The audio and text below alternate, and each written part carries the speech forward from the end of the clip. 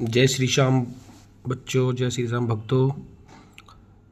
हमने अब से पहले जो वीडियो डाली थी, 2 वीडियो मैं डाल चुका हूँ। एक में हमने पाठ्यक्रम का परिचय दिया था और दूसरे चैनल में हमने प्रश्नावली जो गणित की 10वीं की मैथमेटिक्स की जो प्रश्नावली 1.1 थी एनसीईआरटी बुक का, उसका कुछ एक पहला प्रश्न किया था। जैसे कि मैं आपको दिखा दूँ, हमने ये था किया था कि निम्नलिखित दी गई संख्याओं को अभाज्य गुणनखंड के गुणनफल के रूप में व्यक्त कीजिए या लिखिए। ये हमने कर दिया था। 140 को भी दिखाया दिया था पहली वीडियो में। इससे पहली वीडियो आप देख सकते हैं, मेरे चैनल पर ही है। मैं खाटू श्याम का दीवाना, अपने चैनल खाटू श्याम का दीवाना सुमित शेरियार अपने चैनल पर आपका स्वागत करता हूं। तो मैंने पहले भी बताया था कि मेरे चैनल पर वैसे तो ये भक्ति चैनल है, पर भक्ति के साथ साथ बच्चों जो अभी 10th में हैं, 12th में हैं, उनको पढ़ाई की वीडियो भी मिलेगी। तो भक्ति के साथ साथ वीडियो पढ़ाई की भी होगी। इससे अच्छा तो कुछ हो ही नहीं सकता कि भक्ति के साथ साथ स्टडी भी मिल जाए, पढ़ाई भी मिल जाए।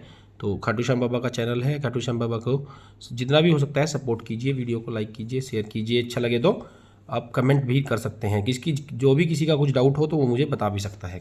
तो हम बात कर रहे थे कि मैंने इससे पहले वीडियो में 140 का अभाज्य गुणनखंड बताया था, 156 का बताया था, फिर ये भी 3825 का भी करके दिखाया था, फिर आपको 5005 का भी करके दिखाया था इससे पहले वीडियो में, और 7429 का भी। और फिर एक लास्ट में नोट भी थे 2 कि सबसे छोटी अभाज्य संख्या 2 होती है और सबसे छोटी भाज्य संख्या 4 होती है। आज इससे आगे हम चलते हैं। हमारे पार्ट ये है प्रश्नावली 1.1 का ही भाग 2 है। भाग 2 में हम देखेंगे, सबसे पहले हम देखते हैं प्रश्न संख्या 2 को। तो भाग 2 का प्रश्न संख्या 2 क्या है मैं देखता हूँ। देख लीजिए आप, यहाँ से हम शुरुआत करते हैं कि सूत्र है, सूत्र को समझना बहुत जरूरी है। इसी पर बेस प्रश्न है, एचसीएफ गुणा एलसीएम बराबर होता है 2 संख्याओं का गुणनफल। के अर्थात हमें जो भी 2 संख्याएं दी होती हैं उन संख्याओं का गुणनफल बराबर होता है उन दोनों संख्याओं के एचसीएफ और गुणा एलसीएम के बराबर होता है।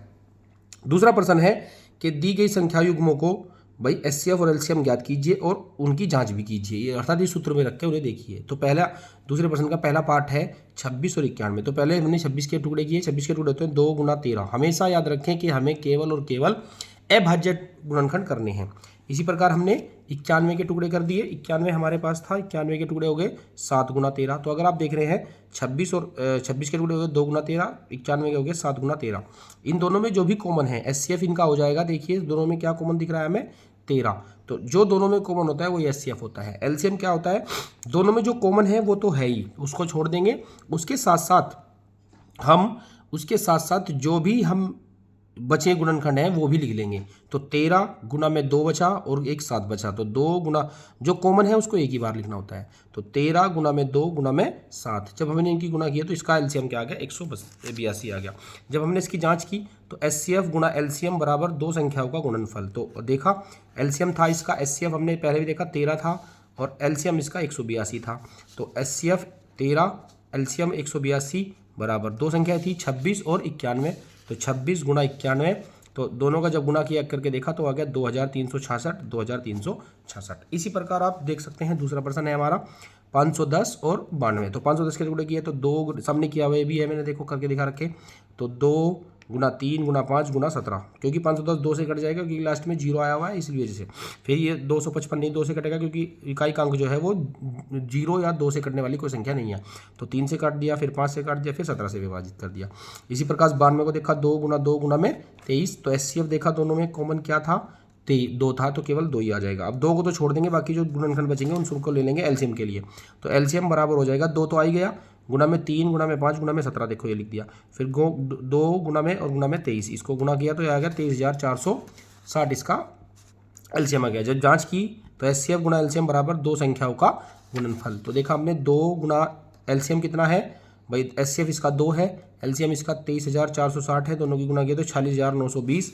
इसी प्रकार 2 संख्याओं का गुणनफल, पहली संख्या थी 510 और दूसरी संख्या थी 92। तो 510 गुना 92 की जब हमने गुना की तो इसका भी यही आ गया 46,920। इसी प्रकार आप देख सकते हैं इसका तीसरा पार्ट क्या है। तीसरा पार्ट था 336 और 54। 336 के टुकड़े किए तो देखिए मेरे सामने किए हुए भी है, 2 से कट जाएगा क्योंकि लास्ट इकाई के अंक पर 6 आया हुआ है। तो 2 से भाग किया तो 168 बार, इसी प्रकार कटता चला गया तो हमने टूट गया। 168 को भाग किया तो 84, 184 को भाग किया 2 से तो 42, 42 21 आ गया, 21 3 से 2 से कटता नहीं, फिर 3 से कर देंगे, फिर 7 से। तो 2 गुना 2 गुना 2 गुना 2 गुना 3 गुना में 7, इसी प्रकार 54 आ जाएगा। 2 गुना 3 गुना में 3 गुना में 3।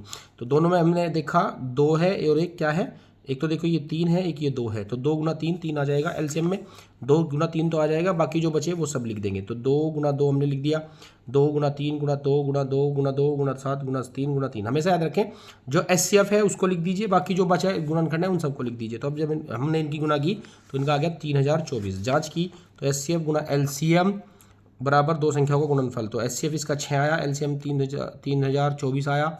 तो और दो संख्याएं हैं 336 और 54, तो दोनों की गुना किए तो आया 18144, 18144। इस प्रकार हमने देखा। तो पार्ट 2 में हमने प्रश्न संख्या 2 को कर दिया, दूसरा प्रश्न संख्या 2 भी हमारा पूरा कंप्लीट हो चुका है।